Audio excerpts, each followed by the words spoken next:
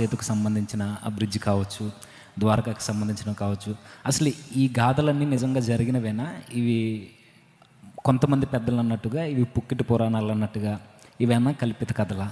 ఎంతవరకు వాస్తవం? బైబిల్కి మిగిలిన గ్రంథాలకి వ్యత్యాసం ఏంటో ఈ నిజమైన ఆధారాలు కాదన్నా తెలియజేయండి.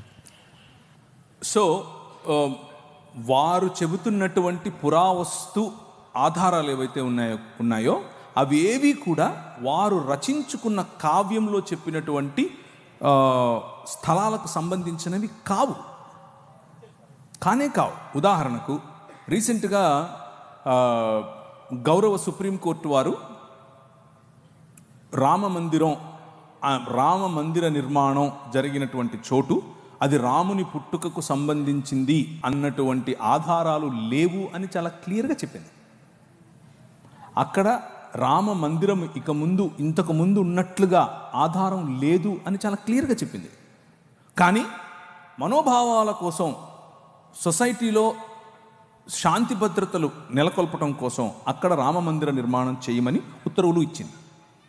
సో సుప్రీంకోర్టుకే దొరకలేదు పురావస్తు ఆధారాలు. ఇంకా మీతో మాట్లాడుతున్న వాళ్ళకి ఎక్కడి నుంచి దొరికాయో మనకు తెలియదు. అది వాళ్ళు సొంతంగా వాట్సాప్ యూనివర్సిటీ అంటారు దాన్ని. అది వాట్సాప్ యూనివర్సిటీలో దొరికింది. ఇకపోతే కొన్ని విషయాలు చూద్దాం. మీరు అడిగినటువంటి బ్రిడ్జ్ ఏదైతే ఉందో దాన్ని యాడమ్స్ బ్రిడ్జ్ అంటారు. అది వానర సైన్యం నిర్మించినటువంటి వారధి కాదు. దాన్ని యాడమ్స్ బ్రిడ్జ్ అంటారు. అది న్యాచురల్గా ఫామ్ అయినటువంటి ఒక భూభాగము మాత్రమే. అయితే ఒక ప్రశ్న ఏంటి? ఆ ప్రశ్న అంటే, ఒక ఆయన లంకలోకి ఎగిరి వెళ్ళిపోయాడు. వీళ్ళకి బ్రిడ్జిలు ఎందుకు కావాల్సి వచ్చాయి? వీళ్ళు ఎగరొచ్చుగా. ఇంకో భలే ఉంటుంది చూడండి. ఒక ఆయన ఆ రోజుల్లో విమానాలు ఉన్నాయంట, విమానం వేసుకుని పోయాడు. ఎందుకు అని అంటే, ఒక ఆయన తలకాయ కింద పెట్టి పైన కాళ్ళు పెట్టి తపస్సు చేస్తున్నాడు. అంటే ప్రార్థన చేస్తున్నాడు.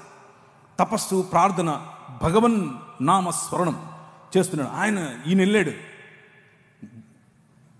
విమానం దిగి కత్తి తీశాడు. నీ పేరేంటి అన్నాడు. అంటే నా పేరు, నేను ఫలానా కులానికి చెందినవాడిని అని అన్నాడు. నా పేరు చెప్పాడు, అంతే. వేసేసాడు. మరి ఆ రోజు విమానం ఉండింది, అంతకుముందు ఎందుకు లేదు? అప్పటికి ఇంకా కనుక్కోలేదా? సో పురావస్తు అని అడిగితే సరిపోదు. పురావస్తు శాఖ వాళ్ళు ఇచ్చే ఆధారాలు ఉండాలి కదా. కథలోనే ఇన్ని పొరపచ్చాలు తెలిసిపోతున్నాయి మనకి. విమానం ముందు, ఇప్పుడు అక్కడ యుద్ధం అంతా అయిపోయిన తర్వాత వారధి మీద వచ్చారా? లేదు, విమానంలోనే వచ్చారు. పుష్పక విమానంలో వచ్చారు. అంతకుముందు ఎందుకు లేదు అది? ఇట్లాంటి ప్రశ్నలు చాలా అవుతాయండి ఇంకా. సో అదే వారధి అవసరం లేదు. ఈ మాటలు ఏవైతే చెప్తున్నారో ఇవి తరువాత లేటరల్ డెవలప్మెంట్స్ అంటారు వీటిని. అంటే తరువాత డెవలప్ చేసుకున్నటువంటి ఆధారాలు, తరువాత డెవలప్ చేసుకున్నటువంటి కాన్సెప్ట్స్. సో అవి నాకు అర్థమైనంతలో, నేను రికార్డెడ్గా చెప్తున్నాను, నేను చదివినంతలో, పుల్లెల రామకృష్ణుడు గారు రాసినటువంటి, వారు తర్జుమా చేసినటువంటి వాల్మీకి రామాయణం నేను చదివాను. అది కూడా దేనికి చదివాను అంటే, మన హిందూ మిత్రులు కొంతమంది వారు వేసే ప్రశ్నలకు సమాధానం చెప్పడం కోసం అదే పనిగా కూర్చొని అన్ని కాండాలు క్షుణ్ణంగా అర్థం చేసుకుంటూ, లైన్ బై లైన్ అండర్లైన్ చేసుకుంటూ చదివాను. కానీ అందులో వారు ప్రస్తావించినటువంటి స్థలాలు కానీ, వారు ప్రస్తావించినటువంటి మనుషులు కానీ, వారు ప్రస్తావించినటువంటి కోటలు కానీ, వారు ప్రస్తావించినటువంటి భారతంలో కూడా వారు ప్రస్తావించినటువంటి ఇళ్ళు కానీ ఏదీ ఇప్పుడు మనకు లభ్యంగా లేదు.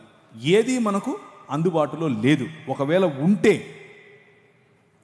ఆర్కియాలజికల్ సొసైటీ ఆఫ్ ఇండియా అని ఒక వెబ్సైట్ ఉంది. అది భారతదేశ పన్ను, మనమందరం పన్ను కడతాం.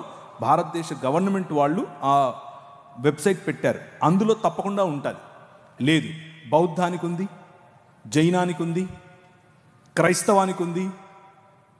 అశోకుడు జీవించిన కాలంలో శిలాఫలకాలు పెట్టాడు. అందులో అరమైక్ భాష ఉంది, అందులో తమిళ భాష ఉంది, అందులో పాలి ధమ్మలిపి ఉంది.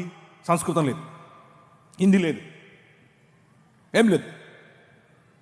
సో ఇది ఈ పురావస్తు శాఖకు సంబంధించినటువంటి ఆధారాలు. ఉదాహరణకు లిపి, ఉదాహరణకు శిల, ఉదాహరణకు శిలా శాసనములు, ఉదాహరణకు మందిరములు, ఇలాంటివేవి కూడా వాళ్ళు చెప్తున్నట్లుగా లక్షల సంవత్సరాల క్రితం ఉన్నాయి, ఏమీ లేవు. అదంతా బూటకం.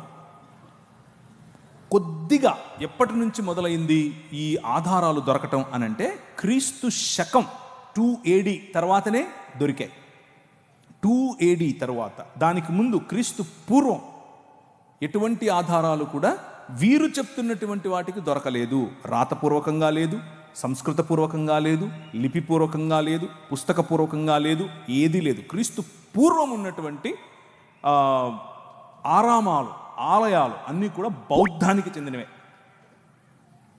సో పుష్యమిత్ర శుంగుడు తన జీవిత చరిత్రను రాముడి జీవిత చరిత్రగా రాయించాడు అన్నది ఒక థియరీ ఉంది.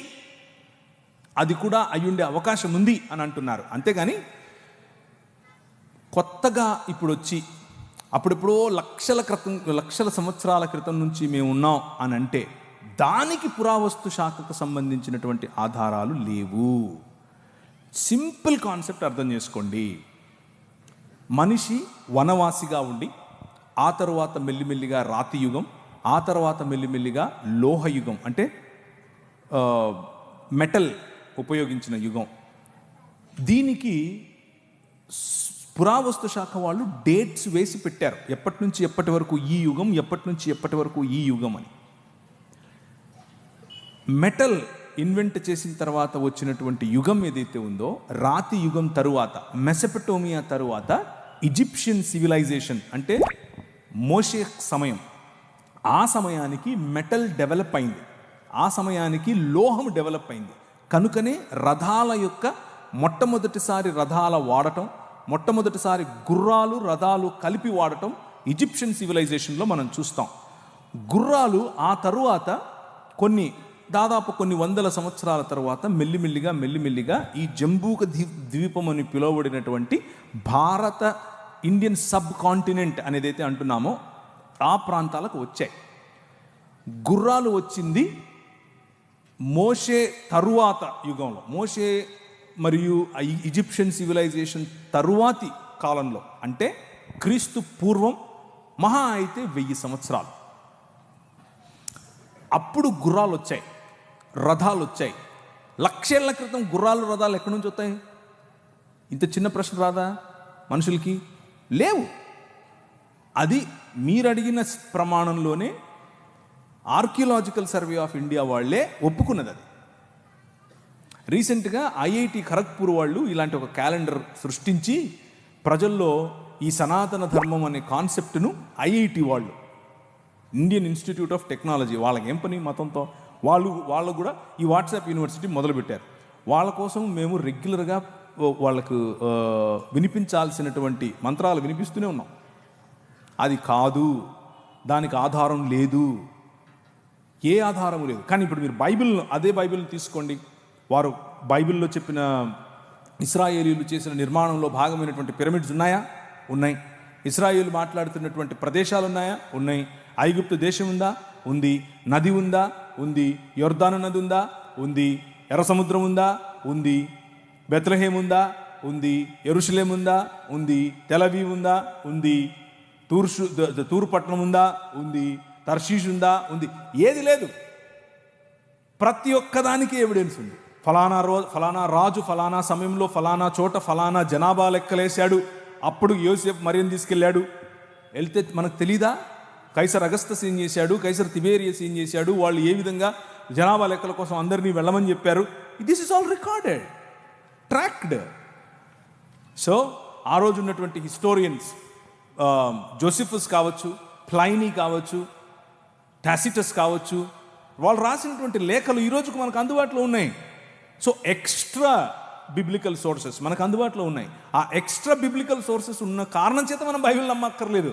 బైబిల్కే అవన్నీ తర్వాత వచ్చి మళ్ళీ లైన్ అవ్వాలి. ఎందుకంటే Bible it self is a historical book. అందులో చరిత్ర చాలా స్పష్టంగా రాశారు.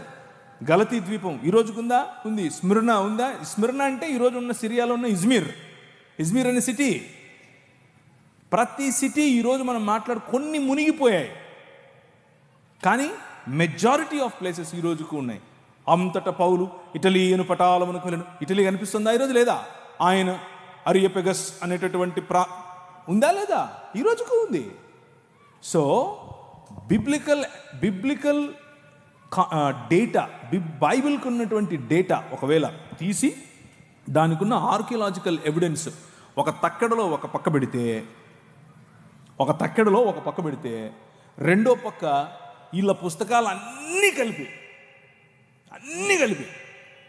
తర్వాత ముస్లింల పుస్తకాలు అన్నీ కలిపి, ఆ తర్వాత ఇంకా ఏమేమి ఉన్నాయో అన్నీ కలిపి, బౌద్ధం తప్ప, బౌద్ధానికి చాలా ఎవిడెన్సెస్ ఉన్నాయి. ఇవి పెడితే ఇలా ఉండేది. ఒక ఇంచు కూడా పైకి లేదు.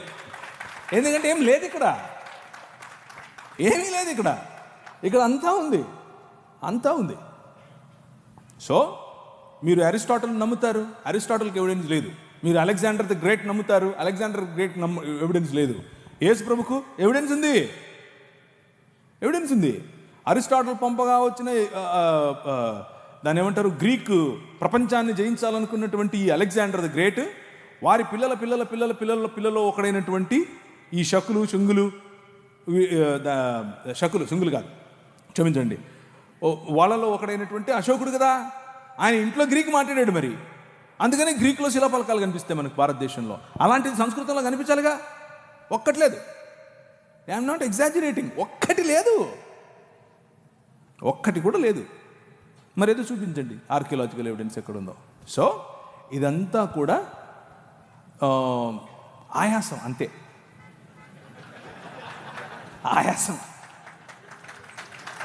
ఆయాసం తప్ప ఏమీ లేదు. ఎందుకంటే ఇక్కడ సబ్జెక్ట్ ఉంది, అక్కడ ఏమీ లేదు కాబట్టి ఆయాసపడాలి. నీకు అని చెప్పాలి. అవతలుడు ఏం అనక ముందే మనమే అనేసామనుకో, అవతలుడు ఏమండు కదా అని. అలా ఏం కాదు, మనం ప్రశ్నిస్తూనే ఉంటాం. రైట్.